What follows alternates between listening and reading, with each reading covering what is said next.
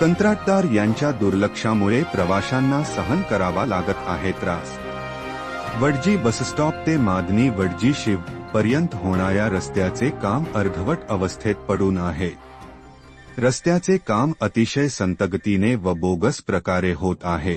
जवळपास 8 दिवस होऊन गेले रस्ता उकरून टाकला, रस्त्याच्या बाजूच्या नाल्या बुजून टाकल्या, त्यामुळे नाल्यातले पाणी रस्त्यावर आले आणि पूर्ण रस्त्याने चिखल झालेला आहे।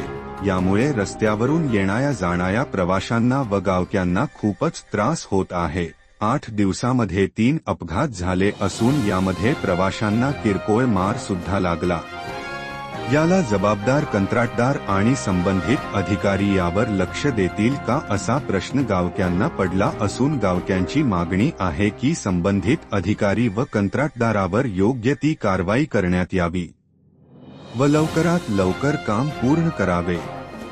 वैभव बाज, प्रतिनिधी, महाराष्ट्र मीडिया, गोभणी सर्कल।